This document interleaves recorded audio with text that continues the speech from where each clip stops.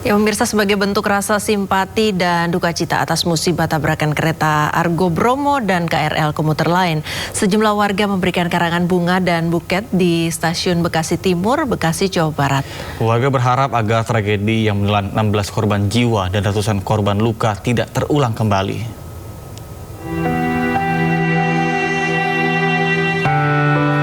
Karangan bunga serta taburan bunga terlihat memenuhi sejumlah titik di area stasiun Bekasi Timur, Bekasi, Jawa Barat.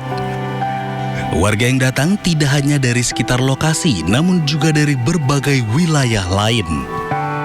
Mereka sengaja datang untuk menyampaikan rasa duka mendalam serta memanjatkan doa bagi para korban.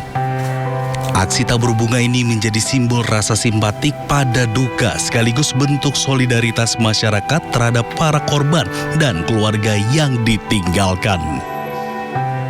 Saya setiap hari melihat orang pada naik kereta, biarpun cuma lewat berita. Sampai sebegitunya mereka mencari uang. Gitu. Apalagi korbannya wanita semua ya, Pak? Wanita semua, gitu, pejuang-pejuang rupiah, mencari nafkah. Saya jarang naik kereta, tapi kalau lagi barengan sama mereka sampai astagfirullahaladzim, sampai sebegininya mereka gitu, memaksakan untuk sampai di tujuan kerja. Seperti ini sebagai perhatian buat para korban. Dan insya Allah Husnul Khotimah, mereka adalah perempuan hebat. Dan terakhir update itu sudah ada 16 orang dan saya berharap itu tidak ada lagi korban-korban selanjutnya. Aksi simpati ini diharapkan dapat menjadi penguat bagi keluarga korban serta pengingat akan pentingnya keselamatan dalam transportasi publik. Dari Bekasi, Jawa Barat, Rahmat Hidayat, iNews melaporkan. Kecelakaan maut yang melibatkan KRL dan kereta jarak jauh di Bekasi terus diselidiki. Ya, fakta baru terungkap, supir taksi yang diduga menjadi pemicu ternyata baru menjalani pelatihan selama 1 hari. Polisi mengungkap sopir taksi hijau yang terlibat kecelakaan dengan KRL dan kereta jarak jauh di perlintasan sebidang Jalan Ampera Bekasi Timur pada Senin 27 April 2026 ternyata merupakan karyawan baru. Saat insiden terjadi, ia baru bekerja selama 2 hari. Sebelum diterjunkan ke lapangan, sopir hanya mendapatkan pelatihan singkat selama 1 hari. Pelatihan itu hanya berupa pengenalan dasar seperti menyalakan mobil, menggunakan lampu, dan fitur sederhana lainnya. Dari hasil keterangan driver ataupun supir taksi online yang sudah dimintai keterangan bahwa yang bersangkutan baru bekerja itu semenjak tanggal 25 April 2026. Jadi baru beberapa hari setelah kejadian dan melakukan pelatihan selama 1 hari. Jadi terkait tentang bagaimana mengendarai, cara menghidupkan kendaraan tersebut, ini baru pengenalan dasar itu dilakukan 1 hari. Nah, bagaimana menyalakan, mematikan mobil, serta cara lampu sen, parkir, dan lain-lain. Ini terjadi, ini masih didalami oleh teman-teman penyidik. Kami juga akan nanti update kepada rekan-rekan. Termasuk terkait tentang 7 pemeriksaan 7 orang yang hari ini diperiksa, akan kami update kepada rekan-rekan sekalian. Saat ini kasus kecelakaan telah diambil alih oleh Subdit Kamnek Direktorat Reserse Kriminal Umum dan statusnya naik ke tahap penyidikan. Kecelakaan bermula saat taksi listrik mogok di perlintasan sebidang. Kendaraan kemudian ditabrak KRL yang melintas.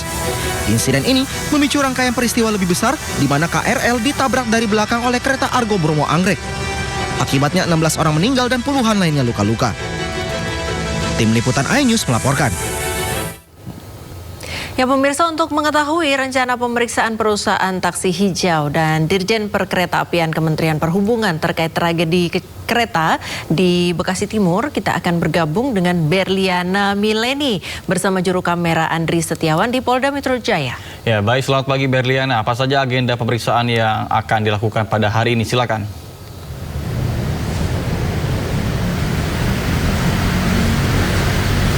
Ya, selamat pagi Nata, Priska dan juga pemirsa. Betul sekali hari ini diagendakan dilakukan pemeriksaan yang akan dilakukan di Direktorat Reserse Kriminal Umum. Dijadwalkan akan dilakukan pukul 10 pagi nanti, dan hari ini memang diagendakan untuk melakukan pemeriksaan untuk beberapa pihak, yakni dari manajemen taksi Green SM, kemudian dari pihak Direktorat Jenderal Perkeretaapian, Dinas Tata Ruang dan juga Dinas Pekerjaan Umum.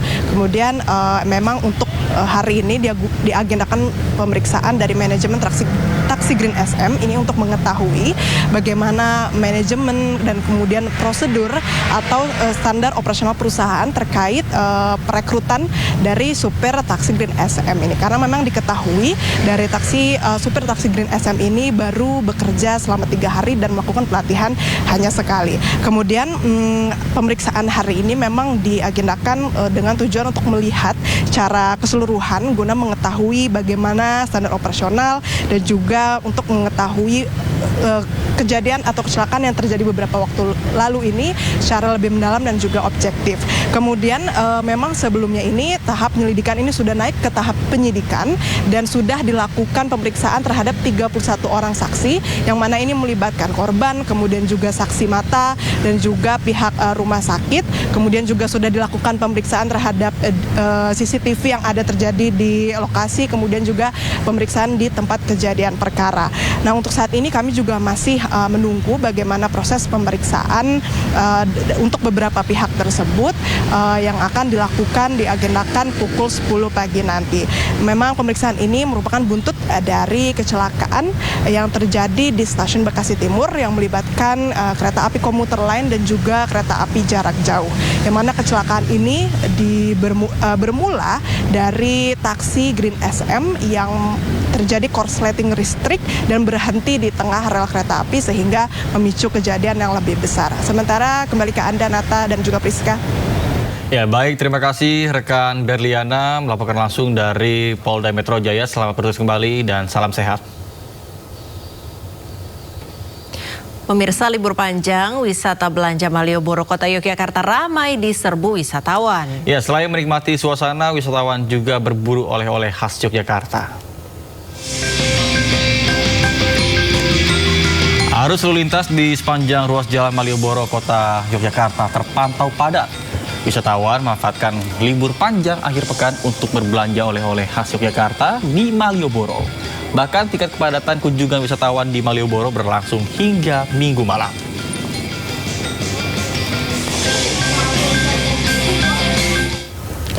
Pemirsa, buat Anda yang kebetulan sedang jalan-jalan di Blok M, bisa mencoba makanan khas Thailand di Festival Songkran 2026. Ya, selain makanan khas Thailand, makanan Nusantara pun tersedia.